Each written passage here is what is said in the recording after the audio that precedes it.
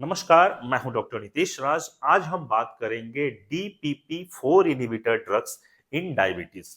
Diabetes में जो बहुत कॉमनली आजकल जो यूज किया जा रहा है drugs, that is DPP-4 inhibitors. DPP का फुल फॉर्म होता है डाइपेप्टिडिल पेप्टिडेज इनहिबिटर ड्रग्स। ये जो दवाइयां हैं कैसे काम करती हैं, इनका क्या बेनिफिट है, क्या साइड इफेक्ट है, पूरे डिटेल में हम इस वीडियो में देखेंगे। तो बने रहिए हमारे साथ। देखिए, DPP-4 इनहिबिटर ड्रग्स जो होता है, जिसके अंदर आप बहुत कॉमनली सुने होंगे कि सीटाग्लिप्टिन होता है, सक्साग्लिप्टिन होता है, टेनलीग्लिप्टिन होता है, विल्डाग्लिप्टिन होता है, लीनाग्लिप्टिन होता है। ये जो दवाइयां हैं इसको हम ग्लिप्टिन ग्रुप ऑफ ड्रग्स भी बोलते हैं। तो ये जो ग्लिप्टिन्स हैं, that is DPP-4 inhibitor drugs, ये कैसे काम करता है इसको जरा हम देखते हैं। जैसे ही हम खाना खाते हैं तो खाना खाते ही जो है, जो भी कॉम्प्लेक्स कार्बोहाइड्रेट है वो जाके टूट जाता है और वो ग्लूकोज में, सिंपलर फॉर्म जो होता है ग्लूकोज में टूटता है और फिर उसका एब्जॉर्प्शन होता है। और ग्लूकोज जब हमारे जो गैस्ट्रोइंटेस्टिनल एपिथेलियम के पास जो जाता है, तो उस समय एक हार्मोन रिलीज होता है, उसका नाम है इंक्रेटिन्स हार्मोन्स। और ये इंक्रेटिन्स हार्मोन्स जो है पैंक्रियाज को सिग्नल देता है इंसुलिन को सिक्रीट कराने में।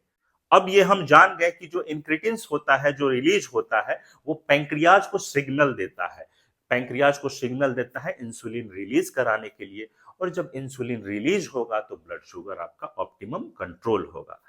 अब एक प्रॉब्लम ये आती है कि जो ये इंक्रेटिन्स है, ये डिस्ट्रॉय भी हो जाता है ब्लड में और काफी जल्दी डिस्ट्रॉय हो जाता है। और इसको जो डिस्ट्रॉय करता है वो DPP-4 एंजाइम जो होता है, वो इसको डिस्ट्रॉय कर देता है। तो अगर ये डिस्ट्रॉय हो जाएगा बहुत जल्दी, तो बहुत ज्यादा देर तक जो है, जो एक तरह से जो सिग्नल मिल रहा था पैंक्रियाज को इंसुलिन निकालवाने के लिए, इंसुलिन को रिलीज कराने के लिए जो सिग्नल मिल रहा था, वो सिग्नल अब नहीं मिलेगा क्योंकि डिस्ट्रॉय हो गया। तो अब क्या करते हैं कि जो दवा के माध्यम से जो DPP-4 इनहिबिटर ड्रग्स जो देते हैं, ये इस एंजाइम को ब्लॉक कर देता है। तो जब ये एंजाइम ब्लॉक हो गया तो इंक्रेटिन्स अब डिस्ट्रॉय नहीं होगा। इंक्रेटिन्स बॉडी में ज्यादा देर तक रहेगा और ज्यादा देर तक इंक्रेटिन्स रहने के चलते जो है पैंक्रियाज से ज्यादा इंसुलिन सेक्रेट होगा। और इंसुलिन सेक्रेट होगा तो आपका एक काफी देर तक जो है आपका शुगर कंट्रोल्ड रहेगा। अब चूंकि आपको मैंने ये बताया कि ये जब खाना खाते हैं तो इंक्रेटिन्स रिलीज होता है और फिर ये इंक्रेटिन्स जो है सेक्रीशन कराता है पैंक्रियाज से इंसुलिन का। तो यूजुअली देखा गया है, हालांकि फास्टिंग शुगर को भी ये कंट्रोल करता है, बट ज्यादातर देखा गया है मोस्टली जो है ये पोस्ट प्रैंडियल शुगर को बहुत अच्छे से कंट्रोल करता है। इसके कुछ बेनिफिट्स जो है ये आप देखिए। पहला कि ये तो इंसुलिन रिलीज करवाता है इनडायरेक्टली। दूसरा कि ग्लूकागोन जो होता है, ग्लूकागोन जो इंसुलिन का अपोजिट हार्मोन है, उसको ये इनहिबिट करता है। तो ग्लूकागोन को इनहिबिट किया, इंसुलिन को रिलीज किया, और जो बीटा सेल होता है पैंक्रियाज में, उसके हेल्थ को ये मेंटेन रखता है, देखभाल करता है, उसको हेल्दी रखता है बीटा सेल्स को। और ये एकमात्र एक दवा है जो बीटा सेल्स के हेल्थ को जो है ये अच्छे से रखता है और उसको बीटा सेल्स को हेल्दी रखता है। और इसमें बहुत सारी दवाइयां आती हैं और टाइम टू टाइम जो है बहुत सारी दवाइयां ऐड होते गई। शुरुआत में अगर हम बात करें तो इसमें जो है सीटाग्लिप्टिन सबसे शुरुआत में आया और फिर उसके बाद विल्डाग्लिप्टिन और फिर बहुत सारी ग्लिप्टिन्स आ गए। और टेनलीग्लिप्टिन भी अभी आ चुका है और काफी अच्छा काम कर रहा है। तो इस कंडीशंस में अगर बोला जाए कि सबसे बेस्ट जो ग्लिप्टिन्स है वो कौन है, ये बहुत डिफिकल्ट क्वेश्चन है। बट कुछ पैरामीटर्स हैं जिसके बेसिस पे आप चूज कर सकते हैं कि कौन सा ग्लिप्टिन्स देना है। जैसे कि अगर जो है किसी का रीनल फेलियर है या CKD का पेशेंट है, किडनी इंजुरी का पेशेंट है, तो इसमें सबसे अच्छा जो काम करता है दैट इज लीनाग्लिप्टिन।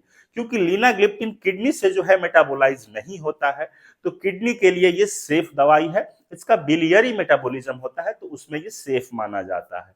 अगर बात करें हम सीटाग्लिप्टिन और लीनाग्लिप्टिन, ये दोनों काफी अच्छी दवा है, हार्ट फेलियर में, किडनी डिजीज में देते हैं। हालांकि सीटाग्लिप्टिन का डोज हम कम कर देते हैं जो किडनी फेलियर के पेशेंट्स में।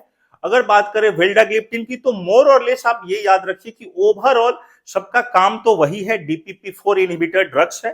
थोड़ा बहुत एज दिखता है, एज मतलब कि लीनाग्लिप्टिन बहुत अच्छा है, सीटाग्लिप्टिन बहुत अच्छा है।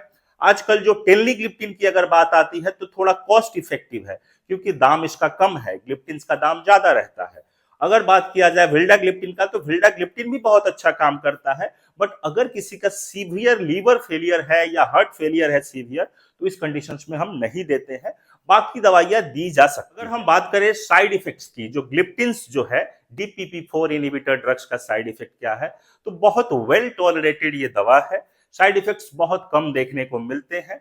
यूजुअली जो है नोजिया होता है, थोड़ा हेडेक हो सकता है किसी किसी पर्सन्स को, और एक बात ध्यान रखिएगा कि बहुत रेयरली जो है देखा गया है कि पैंक्रियाटाइटिस ये कर सकता है, क्योंकि पैंक्रियाज को ये बार बार स्टिमुलेट करता है।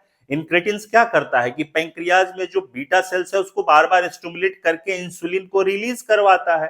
तो चांसेस एक रहता है, लेकिन बहुत मिनिमल चांस है कि ये पैंक्रियाटाइटिस भी कर सकता है। तो अगर इस दवाई का अगर एडवांटेज की बात करें कि जो एडवांटेज जो बाकी दवाइयों के ऊपर एडवांटेज क्या है, एज क्या है, तो सबसे इंपॉर्टेंट ये बात याद रखिएगा कि ये वेट न्यूट्रल होता है, आपका वजन नहीं बढ़ता है।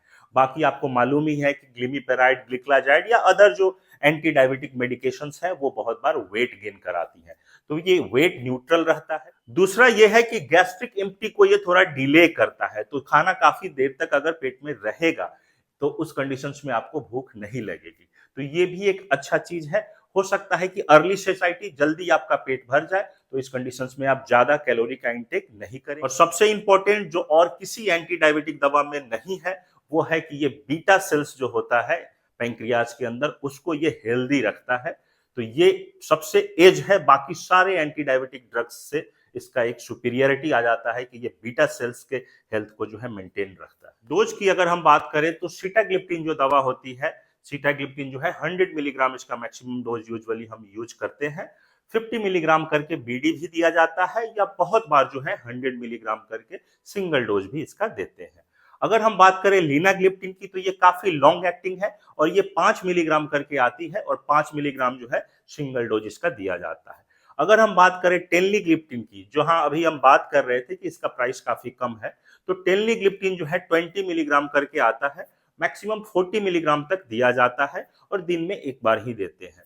लेकिन विल्डाग्लिप्टिन के साथ है कि विल्डाग्लिप्टिन यूजुअली जो है ट्वाइस डेली डोजिंग चलता है, 50 मिलीग्राम करके बीडी डोज चलता है विल्डाग्लिप्टिन का।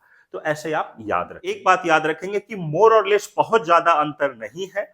बस ये ध्यान रखिएगा कि अगर किसी का किडनी फेलियर है, तो किडनी फेलियर के केस में स्पेशली आप लीनाग्लिप्टिन को ही यूज कीजिए, क्योंकि बाकी सब जो है किडनी पे इफेक्ट डाल सकता है, एडवर्स इफेक्ट हो सकता है। और अगर किसी का लीवर फेलियर या हार्ट फेलियर है, तो उस कंडीशंस में, अगर severe liver failure, heart failure है, तो उस कंडीशंस में विल्डाग्लिप्टिन को आप अवॉइड कीजिए। यहाँ मैंने कुछ कॉमन ब्रांड्स दिए हैं सीटाग्लिप्टिन के, विल्डाग्लिप्टिन के और टेलनीग्लिप्टिन, लीनाग्लिप्टिन, जो मार्केट में इजीली अवेलेबल है, वो ब्रांड्स दिए हैं, वो आप देख लीजिए। एक सबसे इंपॉर्टेंट एडवांटेज ये भी है कि ये हाइपोग्लाइसीमिया नहीं करता है। अब मैंने आपको पहले ही बताया था कि जैसे ही हम खाना खाएंगे तो कार्बोहाइड्रेट टूटेगा, टूटने के बाद ग्लूकोज बनेगा, ग्लूकोज जो है इंटेस्टिनल इपिथेलियल सेल्स के कांटेक्ट में आएगा और फिर इनक्रेटिन्स रिलीज होगा, और इनक्रेटिन्स जो है इंसुलिन को रिलीज करवाता है। बट अगर आप खाना नहीं खाएंगे, सपोज मान लीजिए कि आप दवा ले लिए और आपने खाना नहीं खाया, तो उतना इनक्रेटिन्स बनेगा ही नहीं। जब उतना इनक्रेटिन्स बनेगा नहीं, तो उतना इंसुलिन रिलीज नहीं होगा। तो ये एक बेनिफिशियल चीज है जो अदर दवाइयों के साथ नहीं है। अदर दवाइयों के साथ है कि अगर आपने खाना मिस कर दिया और दवा अगर आप ले लिए, तो उस कंडीशंस में हाइपोग्लाइसीमिया हो सकता है। जैसे कि ग्लिमिपेराइड आपने ले लिया और आप खाना मिस कर गए, तो उस कंडीशंस में हाइपोग्लाइसेमिया होगा। बट इस कंडीशंस में देखा गया है कि हाइपोग्लाइसेमिया ना होता है, नील के बराबर। और बात करें अगर HbA1c रिडक्शन की, तो ये दवा जो है बहुत इफेक्टिवली माना जाता है कि 0.5% से लेके 2% तक जो है HbA1c को ये रिड्यूस करता है। इसीलिए बहुत बार जो है शुरुआत में फर्स्ट लाइन दवाई के तौर पे भी यूज किया जाता है। अगर कोई मेटफॉर्मिन इनटॉलरेंट है, मेटफॉर्मिन अगर किसी को अच्छे से टॉलरेट नहीं कर पा रहा है, एडवर्स इफेक्ट हो रहा है, तो इसको हम फर्स्ट लाइन के तौर पे भी यूज कर सकते हैं। और बाकी जो है एड ऑन थेरेपी तो यूज होता ही है कि 2 दवाइयां 3 दवाइयां अगर किसी का चल रहा है, इवन इंसुलिन चल रहा है, फिर भी साथ में इसको हम लोग ऐड कर सकते हैं। मुझे उम्मीद है ये वीडियो आपको अच्छी लगी होगी, आप इसे ज्यादा से ज्यादा शेयर करें। Thank you so much. जय हिंद।